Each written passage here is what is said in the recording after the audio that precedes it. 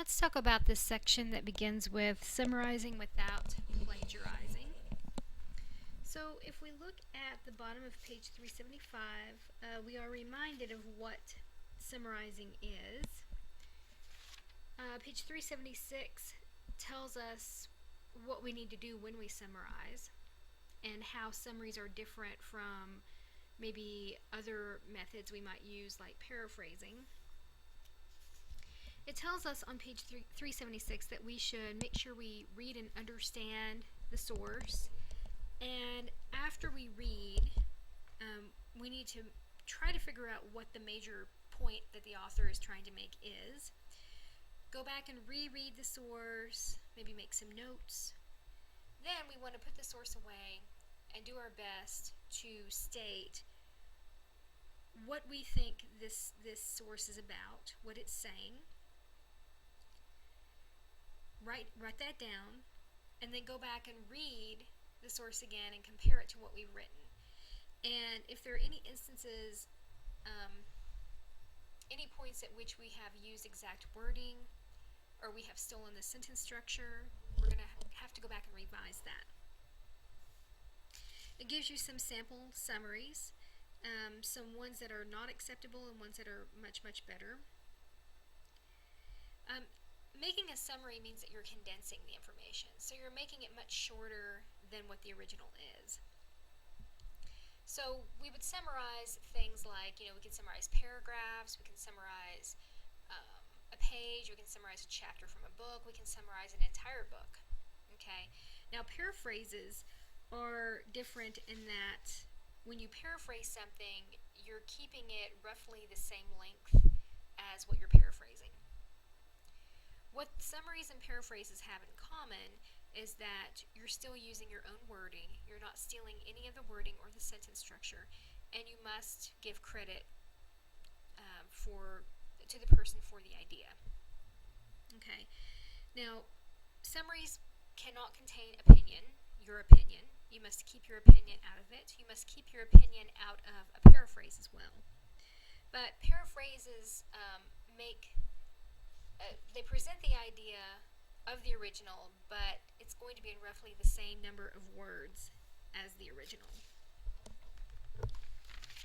Also, we have some good examples of paraphrases on page 378.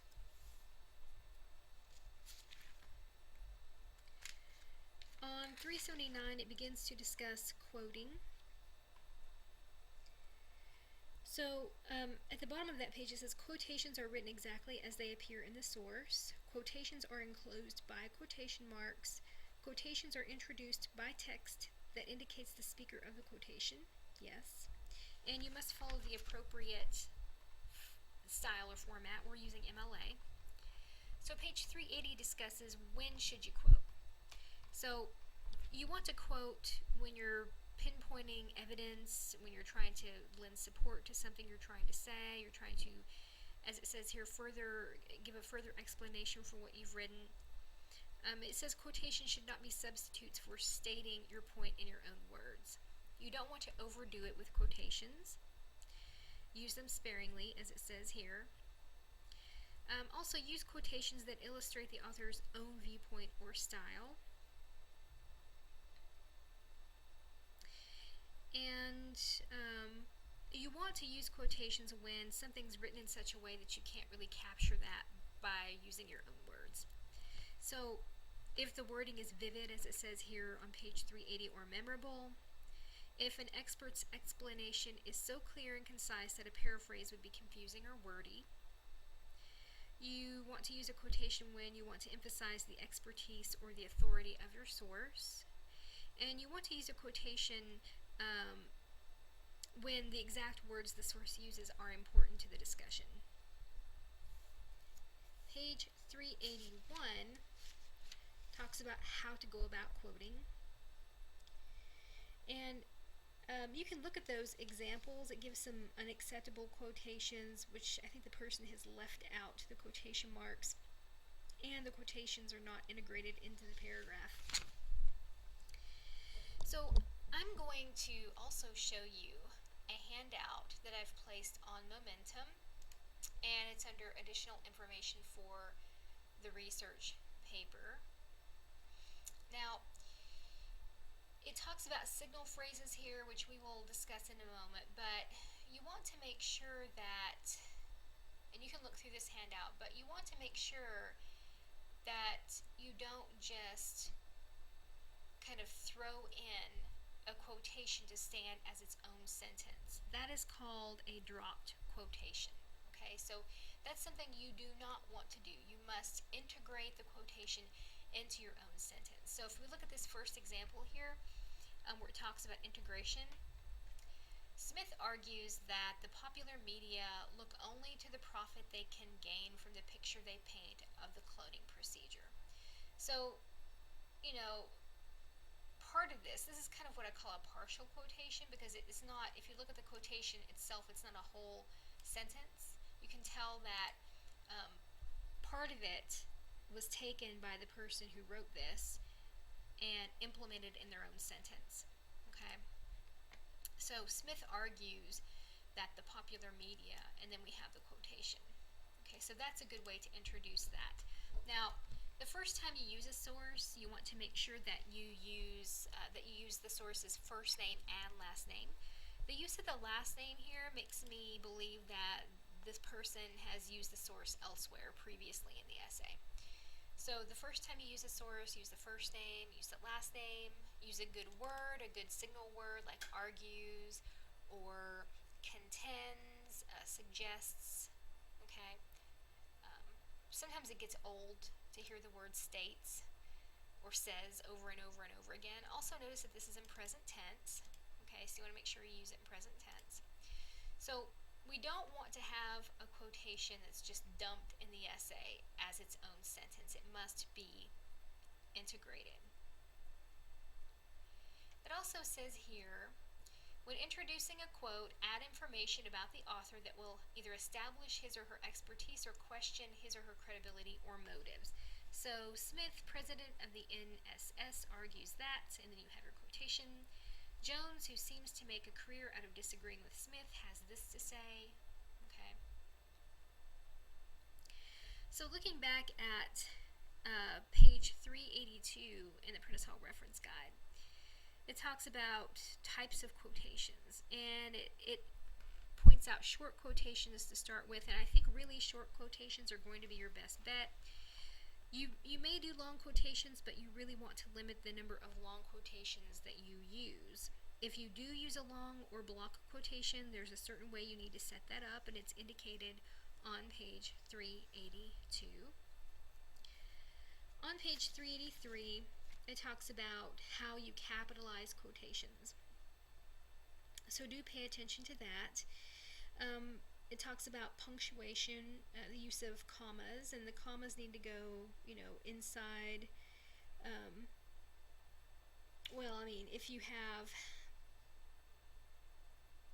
If you're putting a quotation in there, like in the middle of your statement, you would have a quotation inside the quotation mark. But if you look at the bottom of page 383, when you're introducing a quotation and you're using a word like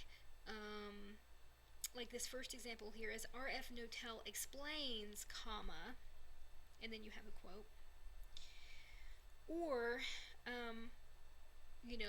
so-and-so suggests, okay.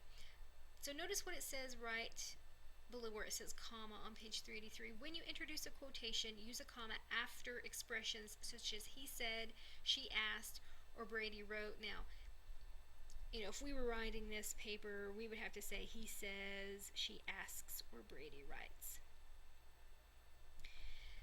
If you look at the next example, when the quotation follows that, for example, if we said, so-and-so explains that, you do not use a comma, okay? And you do not capitalize the first letter of the first word in the quotation.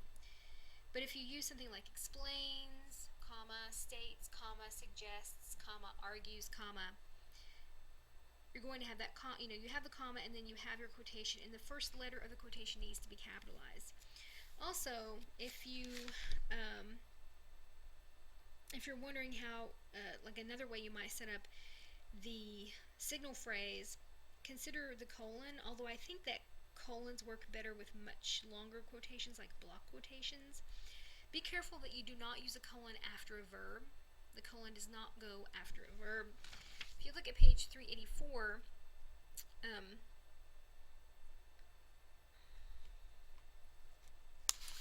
me go back for a second.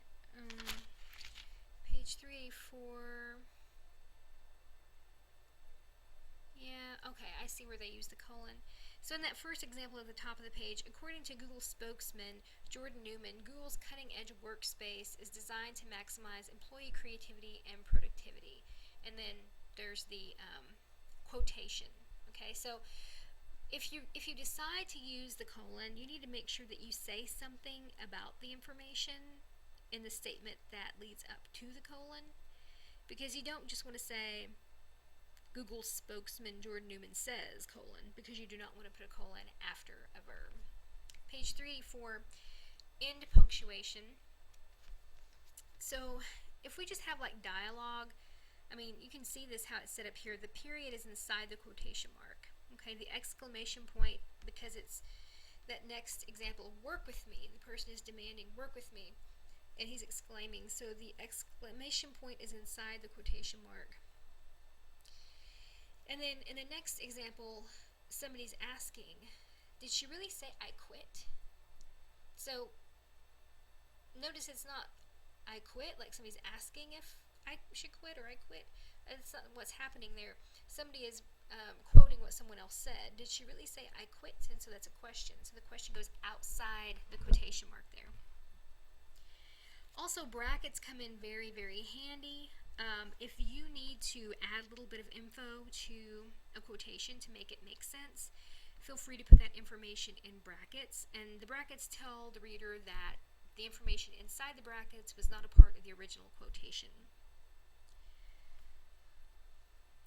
Also, if you need to kind of shorten a quotation, like you don't need the whole thing, because it's just going to be too long, but there are parts of it that you really want to use, then you may also cut out a portion of it and replace it with the 3 dots, the ellipsis, to let the reader know that information has been taken out of that quotation. Okay, page 385. So using signal words and phrases to integrate sources. It says, when you summarize, paraphrase, or quote from outside sources in your writing, you need to identify each source and explain its connection to what you are writing about. You can do this by using signal words. Okay.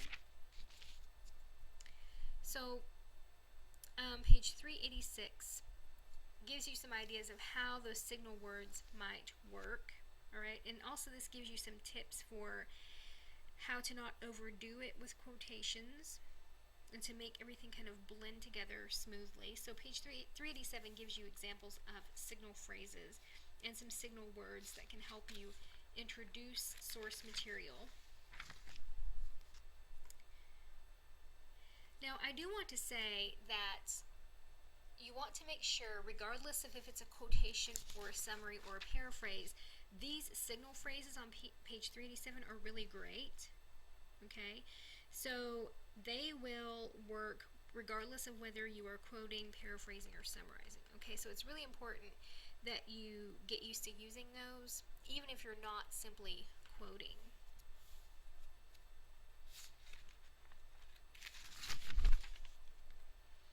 And I think that pretty much sums up everything in that section that I wanted to talk about.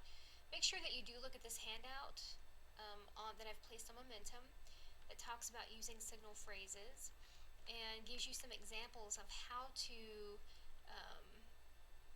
sort of integrate quotes into your paper instead of just tossing in a quotation to stand as its own sentence.